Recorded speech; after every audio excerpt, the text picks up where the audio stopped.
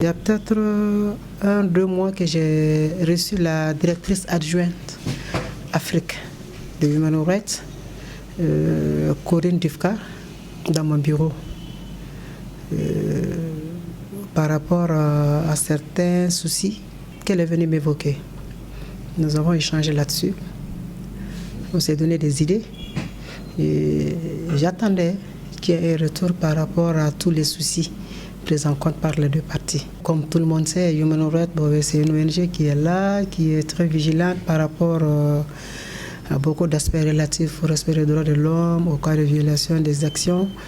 Je ne dirais pas le monitoring qui est vraiment très actif sur le terrain. Elle avait des informations par rapport à certaines allégations commises par les femmes. Elle avait besoin d'informations. Je pense qu'elle a tapé à la bonne porte. Elle est venue avec ses allégations, ses informations. Elle les a déposées sur ma table. Nous avons échangé. Ça a été vraiment un débat très positif parce qu'à travers ces informations, j'ai appris beaucoup de choses que moi-même j'ignorais. Beaucoup de choses supposées être commises par les femmes. C'est une problématique tellement sensible qu'il faut éviter de travailler sur les accusations fortuites, sans fondement, sans fait documenté. Et alors là, elle a été très réceptive. J'avais des petits soucis par rapport à la véracité de certaines informations. Donc, je lui ai demandé de m'apporter quelques éléments d'appréciation et puis quelques informations très claires, très précises par rapport à ces allégations. Elle m'a promis de revenir. Alors, je l'attends.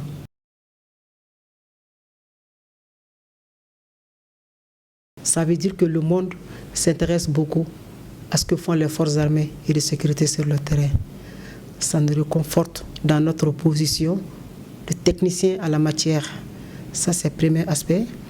Deuxième aspect, avec tout ce qui vient d'être dit, ça pousse les militaires maliens à s'assumer.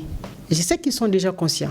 En faisant l'analyse comparative de ce qui se passe sur le terrain en matière d'exactions, supposées exactions, et comparativement à certains pays frères, mais je pense que, je le dis haut et fort, les militaires sont conscients du danger qu'ils encourent en cas de violation grave des droits de l'homme. Donc ce rapport encore vient les renforcer dans leur position de prudence. Ça veut dire qu'ils n'ont plus droit à l'erreur, ils doivent rester doublement prudents. Ils n'ont plus droit à l'erreur et ils sont conscients et ça met un accent sur leur conscience du fait que c'est un défi qui les attend.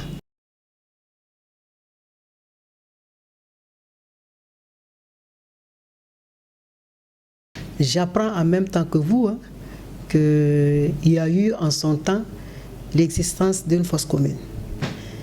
Nous attendons qu'il y ait une localisation géographique de cette fosse. Nous, ça va nous aider. On ne peut pas tout connaître sur le terrain. Mais oui, dans notre plan d'opération, tout ce que nous avons eu à gérer, nous n'avons jamais eu connaissance d'existence d'une fosse commune sur le territoire malien. Mais si ça existait, ça peut nous échapper. Et nous comptons sur nos partenaires nationaux et internationaux afin qu'ils nous aident à aller découvrir. Nous avons besoin d'aller découvrir cette fosse commune. Nous avons besoin d'aller voir où se trouvent les eaux. Nous avons besoin d'avoir des preuves, qu'on nous dise là où ça se trouve. Nous ferons le travail de façon très transparente avec tous les acteurs présents sur le sol malien.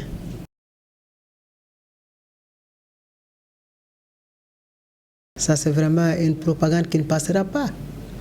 On ne peut pas parler d'oppression du peuple. Par qui? Pas par l'armée quand même. L'armée, l'armée est issue de la société civile. Il y a des Peuls, il y a des Sonré, il y a des Kassonké, il y a des Bobos, il y a des Dogons. Aujourd'hui, si on accepte cette idée de répression de Peuls, il faudra s'attendre demain qu'on nous parle de répression de Kassonké. Eh bien non, cette propagande ne passera pas. On ne prend pas ça en compte. Ça n'a jamais existé, ça n'existera jamais.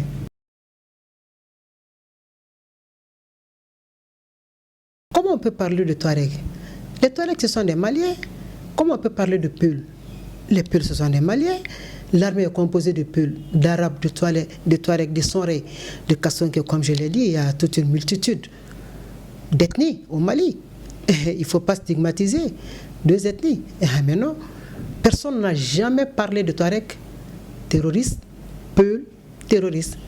Plutôt oui, il y a eu des multiplications de groupes armés. Et dans les groupes armés, c'est toute une composante ethnique qui se retrouve dans les groupes armés, y compris les étrangers.